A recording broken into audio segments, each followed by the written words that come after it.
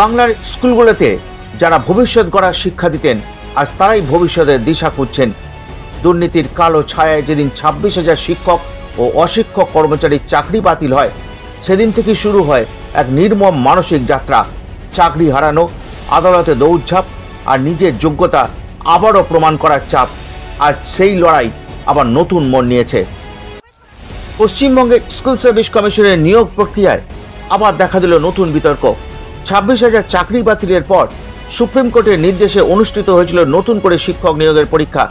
এর মধ্যে 2016 সালের যোগ্য শিক্ষক যারা ইতিমধ্যেই চাকরি করছিলেন কিন্তু দুর্নীতির ফলে চাকরি হারিয়েছিলেন, তাদেরও পুনরায় পরীক্ষায় বসার সুযোগ দেওয়া হয়েছিল।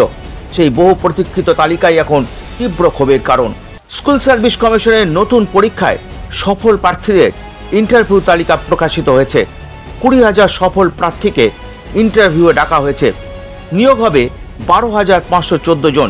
এখানেই শুরু বিতর্ক। অনেক যোগ্য অভিজ্ঞ চাকরি হারানো শিক্ষক ডাক পাননি। একসময় ক্লাসরুমে দাঁড়িয়ে ছাত্রদের পড়াতেন যারা, ছাত্রদের ভবিষ্যৎ করতেন যারা, তাদেরই নাম নেই অনেকের। হতাশা, কান্না, ক্ষোভ সবকিছু মিশে এখন বিস্ফোরণ বাংলার শিক্ষক সমাজে।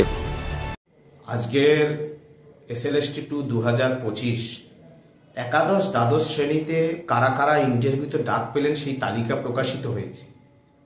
বিশেষভাবে লক্ষণীয়, যারা কেবলমাত্র একাদশ দ্বাদশ শ্রেণীর শিক্ষক তারা অনেকেই ডাক পাননি। এডুকেশন বিষয়ে সত্যব্রত জানা, তিনি ডাক পাননি। তাহলে তিনি কি আগামীকাল থেকে অযোগ্য হয়ে গেলেন? এই চাকরি চোর পার্থচন্দ্র চট্টোপাধ্যায়দের চুরির জন্য তিনি কি অযোগ্য হয়ে গেলেন? এই দায় মুখ্যমন্ত্রীকে নিতে হবে। আরো ভ্যাকান্সি বাড়াতে হবে। আমার নতুন চাকরি প্রার্থী ভাই ও বোনেরা যারা 60 পেল তারা ডাক পাননি, এটা তামাশা? শূন্য পদ আরো 50,000 বাড়াতে হবে। মাননীয় মুখ্যমন্ত্রী, আপনার উদ্দেশ্যে পরিষ্কারভাবে আমি জানাতে চাই, SSC 2016 প্যানেলে একজনকে যদি আপনি বঞ্চিত করেন, আপনিও বঞ্চিত হবেন।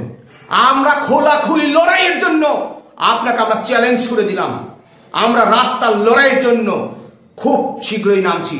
নতুন চাকরি প্রার্থী ভাই ও বোনেরা এবং SSC 2016 প্যানেলের সবাইকে আমরা একসঙ্গে রাস্তায় নামব।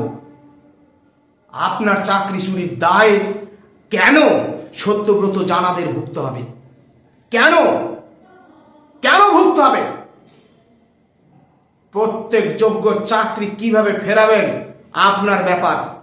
আপনার ওই চেয়ারটা থাকবে না মুখ্যমন্ত্রী। আমরা পরিষ্কারভাবে চ্যালেঞ্জটা আপনি গ্রহণ করুন। আমরা রাস্তার লড়াই আপনাকে লড়ে দেখাবো।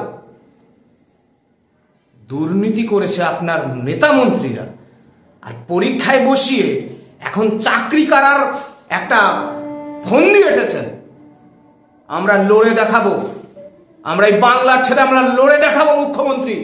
আপনাকে আমরা বলে দিলাম, আপনি পর্যাপ্ত ভ্যাকান্সি বৃদ্ধি করে এই সমস্যার সমাধান করুন। এই সমস্যার সমাধান করুন, অন্যথায় দেখবেন কি লড়াই আমরা লড়ে দেখাই। তার জন্য আপনি অপেক্ষা করুন। বিশেষজ্ঞদের মতে এই নিয়োগ শুধু একটি চাকরি নয়, এটি অনেক পরিবার, শিক্ষক সমাজ এবং পুরো বাংলার শিক্ষা ব্যবস্থার ভবিষ্যতের সঙ্গে গভীরভাবে যুক্ত।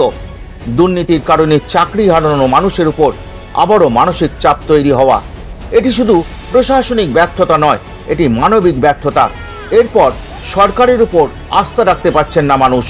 যে শিক্ষকরা ইতিমধ্যেই একবার যোগ্যতার প্রমাণ দিয়েছিলেন, তাদের অনেকেই আবার বাদ পড়লেন। প্রশ্ন উঠছে, এই প্রক্রিয়া কি সত্যি স্বচ্ছ, নাকি নতুন করে তৈরি হচ্ছে আরেকটি দুর্নীতির পাহাড়? আপনারা কি বলেন? জানান আপনাদের মতামত। ভিডিওটি সাবস্ক্রাইব করতে ভুলবেন না। RDB নিউজ, অন্যায়ের বিরুদ্ধে প্রতিবাদ, অন্যায়ের বিরুদ্ধে লড়াই।